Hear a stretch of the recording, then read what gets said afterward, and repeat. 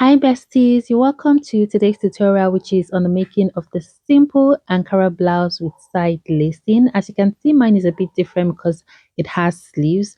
The video on the left is what we're recreating, and then the video on the right is my final product. So I believe this is something you would love to watch to the end because it's simple and straightforward. So here on my cutting table, I have already cut out two pieces of fabric, one for the front and one for the back. Okay, so the first thing I'm going to be doing is I'm going to be drawing out my start line, which is that. So from here, I'll be taking all my other measurements. So from here, the first measurement I'll take is my bust point, which is 10.5 inches. So determine what your bust point is and then just mark that. So 10.5 inches is mine. And then from there, I'm going to be taking my half length, which is 17 inches. And after that, I'm going to be taking my blouse length. So the blouse length I'm working with is 24 inches, and then I need 1 inch for stitching allowance.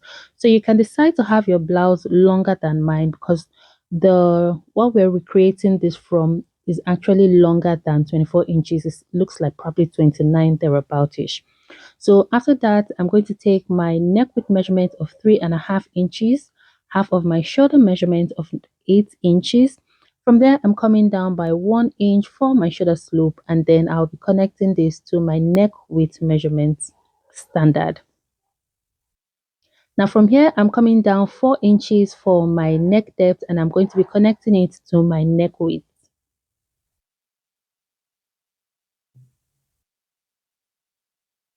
Now once we have this sorted out, we're now going to work on our armhole. Now from this point, I'm going to come down by my armhole measurement, and for me that is 7.5 inches. And I'm just going to extend this line a little, and now I'm going to be creating my armhole curve.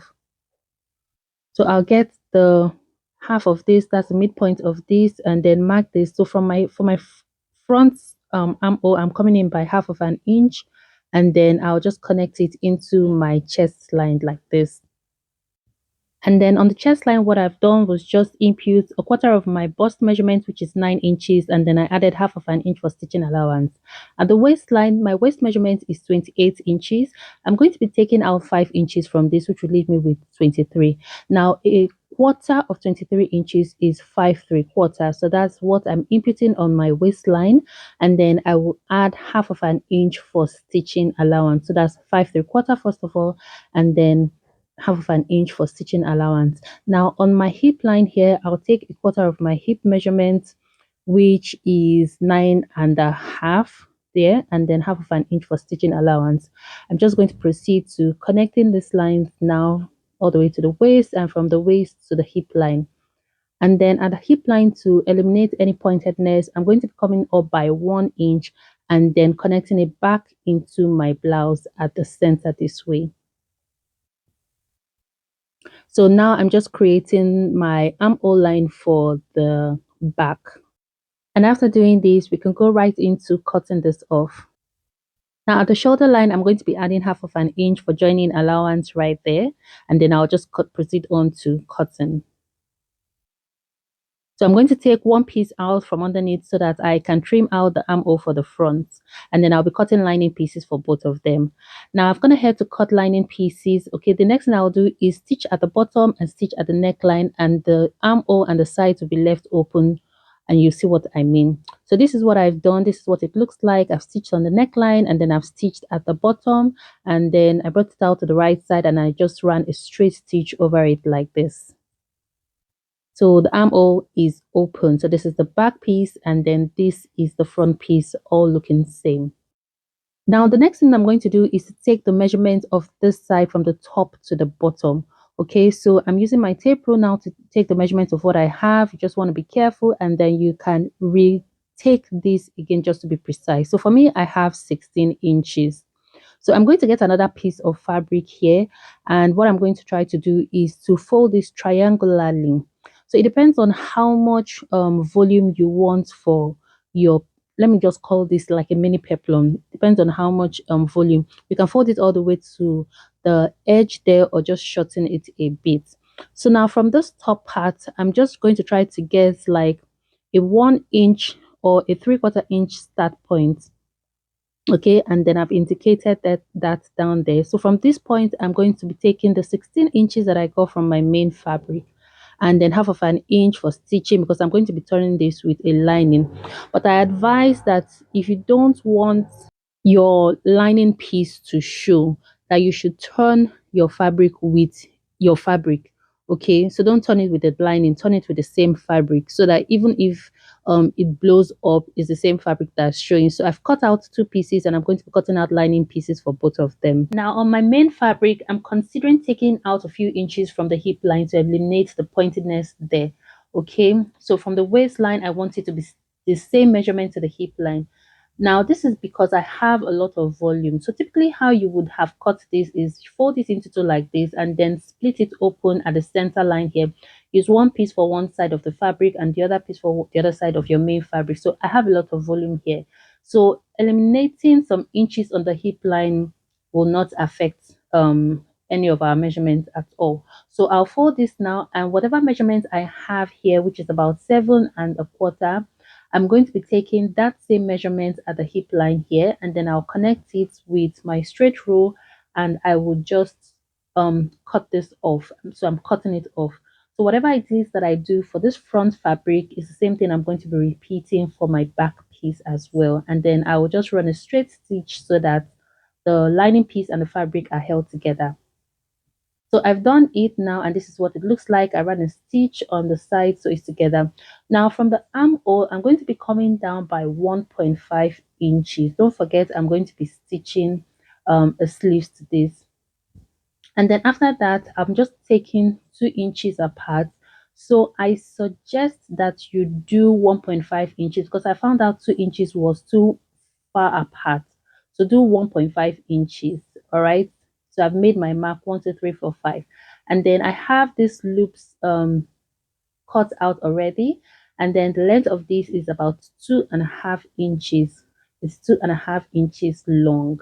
So what I'm going to do is just fold it, create a loop with it. Basically, that's just it. And then I'll make use of my pins to hold them in place. And then I'll be doing this on all sides of my fabric pieces. Okay, on all 4 sides of my fabric pieces.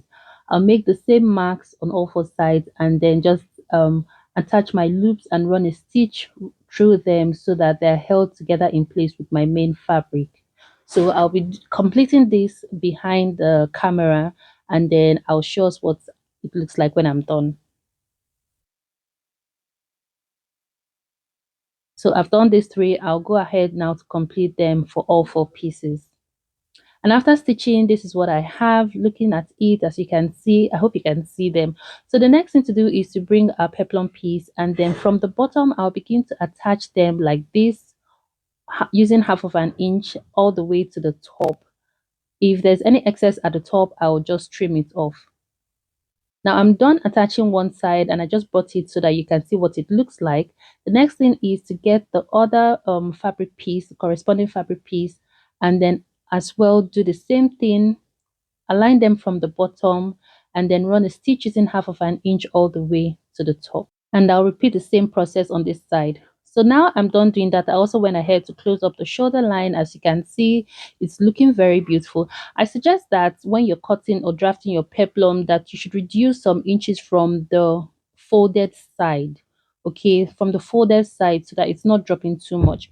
Now on the armhole line, as you can see, I have like some excess spacing here. So what I'm going to do is just bring together both seams. Okay, just kind of like place them upon each other and run a stitch there, so that I have exactly my accurate round armhole measurement at the end of the day. So I'm going to use a pin to hold this down, and then I'll repeat the same thing on this other side as well. So just bring both seam, match both seams together, not too much, just together slightly, and then run a stitch over it so that you have your accurate armhole measurements.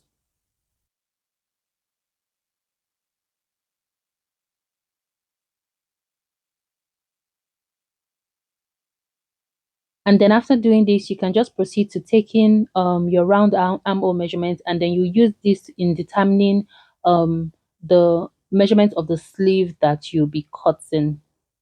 So I've gone ahead to cut out my basic sleeves, and this is what I have. I've also gone ahead to cut out loops, sorry, strap that I'll use in cinching the waistline. Okay, so I have two of them. So I'll just proceed now to attaching my sleeve to my main fabric. Okay, and then I'll show us the final look.